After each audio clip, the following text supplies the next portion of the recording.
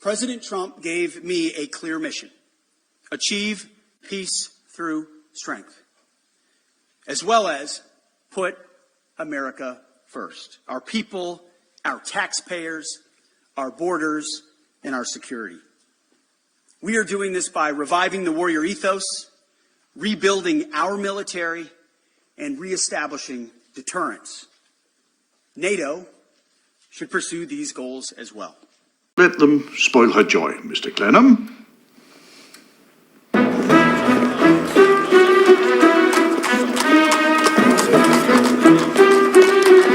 Mr. Clenham?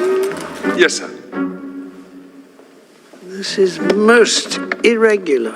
Forgive me if I am ignorant of the proper forms. I've been working abroad for some years. I'm making inquiries into the case of a Mr. Dorrit, who has been a debtor in the Marshalsea prison for many years. Would you be able to tell me who's handling his case? Would it be you, sir?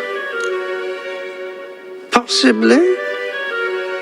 On behalf of the Crown or in relation to claims made by other creditors? The Circumlocution Office may have made a recommendation that some public claim against this person should be enforced. Then I assume that to be the case. The Circumlocution Office is not responsible for any gentleman's assumptions, sir.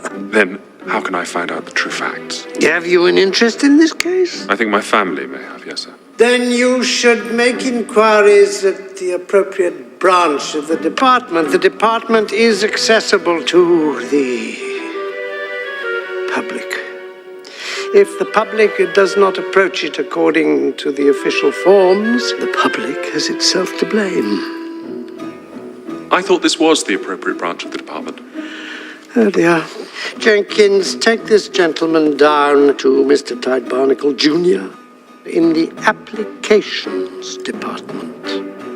Good day to you, Mr. Clenham.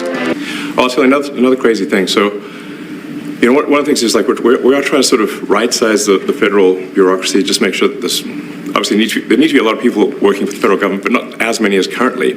So we're saying, well, okay, well, let's, if people can retire, you know, with full benefits and everything, that would be good. They can retire, get their retirement payments, everything. And then we were told, this is actually, I think, a great anecdote, because we're told the most number of people that could retire possibly in a month is 10,000. We're like, well, why is that? Well, because all the retirement paperwork is manual on paper. It's manually calculated, then written down on a piece of paper. Then it goes down a mine. And I'm like, what do you mean a mine? Like, yeah, there's a limestone mine where we store all the retirement paperwork.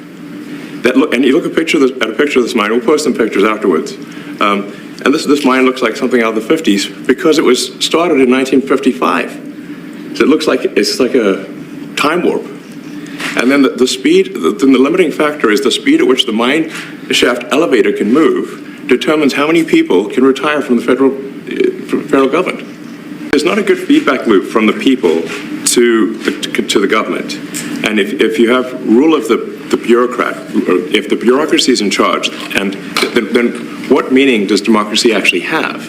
If the people cannot vote and have their will be decided by their elected representatives in the form of the president and the Senate and the House, then we don't live in a democracy, we live in a bureaucracy.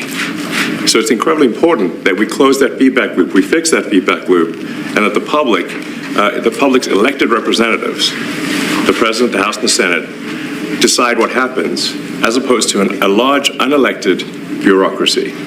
This is not to say that there are good people who are in the federal bureaucracy, but you can't have an autonomous federal bureaucracy. You have to have one that is responsive to the people. That's the whole point of a democracy. And if you looked at if you looked at the founders today and said, what do you think of the way things have turned out? Well, we have this unelected, fourth unconstitutional branch of government, which is the bureaucracy, which has, in a lot of ways, currently more power than any elected representative. And this is not something that people want, and it does not match the will of the people. So it's just something we've got to fix. And then we've also got to address the deficit. So we've got a $2 trillion deficit, And if we don't do something about this deficit, the country's going bankrupt. I mean, it's really astounding that the interest payments alone on the national debt exceed the Defense Department budget, which is shocking because we spend a lot of money on defense. But and if that just keeps going, we're essentially going to bankrupt the country. So what I really want to say is, like, it's not optional for us to reduce the federal expenses. It's essential.